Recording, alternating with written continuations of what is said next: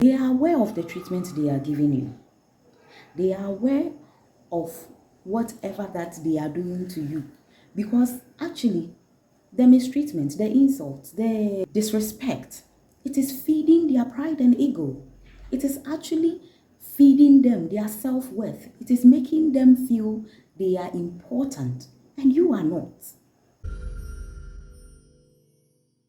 My name is Obapeni Awujemfoa. Today we are talking about narcissistic personality disorder.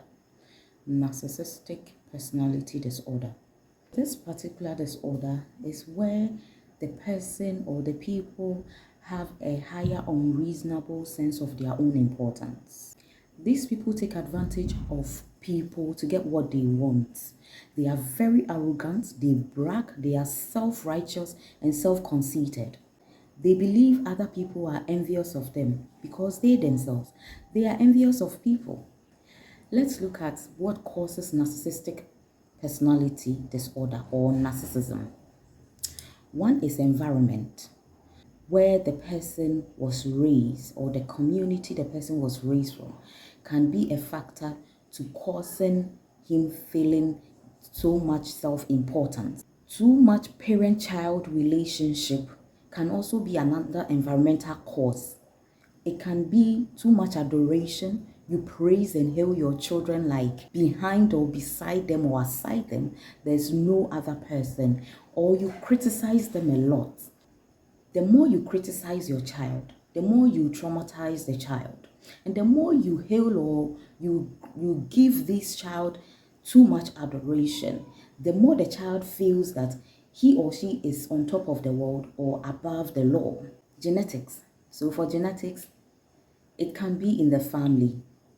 There are some families right from the great grandparents to the present day people. They are controlling. They are arrogant. They are braggarts. They are self-righteous.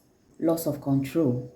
They become who they do not want to be. Once they lose control of what they are holding or what they are going through or the situation they find themselves in. Negative childhood experiences.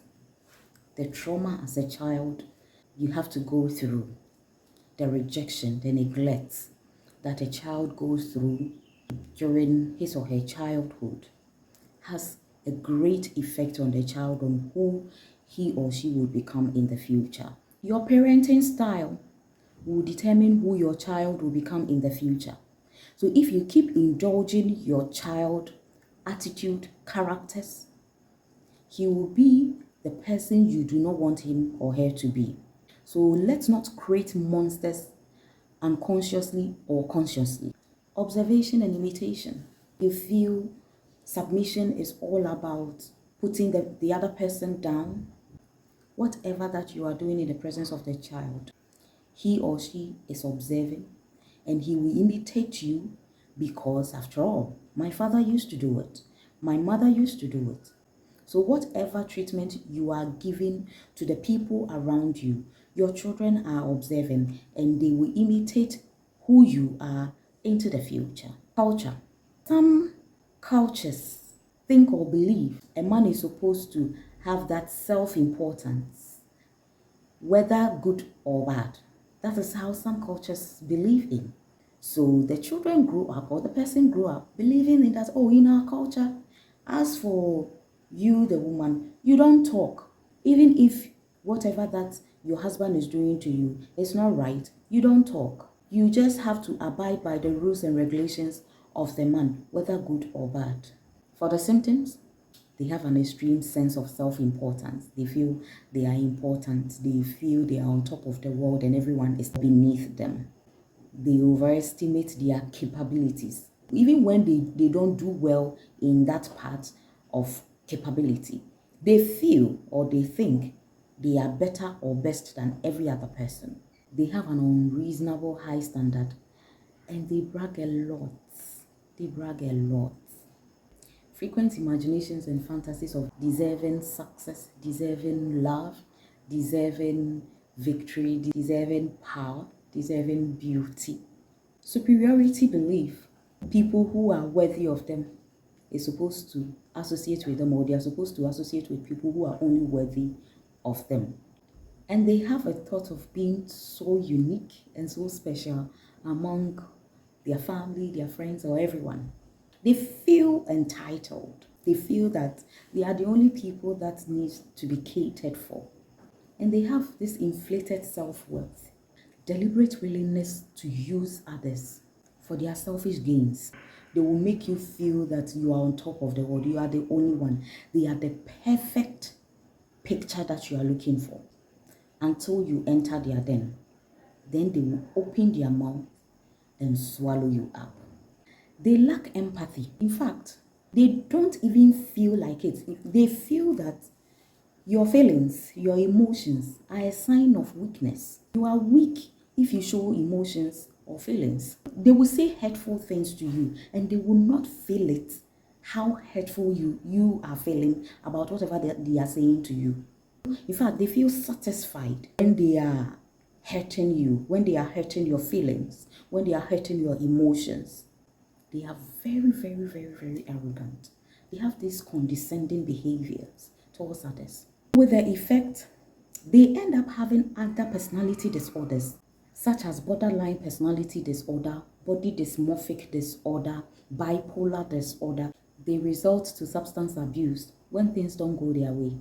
They can be suicidal when they face challenges and rejections. They can be suicidal. And there's a higher possibility that they complete their suicidal thoughts. There are no labs, no imaging tests, or no diagnostic centers that can diagnose NPD. But psychotherapy, such as dialectical behavioral therapy, cognitive behavioral therapy, group support, are all ways to treating NPD. We have medications such as antidepressant, anticonvulsant, anti-anxiety, and antipsychotic medications that will also help. An NPD patient will be diagnosed based on the questions that will be asked and the answers that will be gotten from him or her, and then his or her loved ones, the people around him. It can be the spouse or the family members.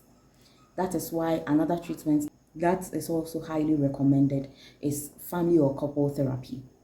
Let me state this, that narcissistic personality disorder or narcissist people, they can be dangerous. They never give up.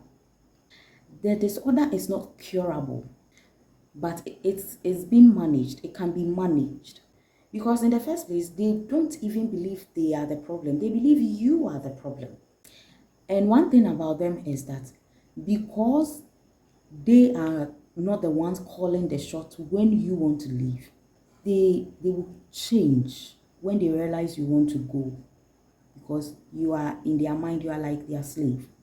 They are ready to make amends. They are ready to change for you until you agree to stay there. When you leave, most often, they will not talk. They will not say anything. But their clapback is mostly dangerous because they have to hurt you to your bones for them to feel satisfied. You don't get to hurt them. They get to hurt you. I'll see you some other time.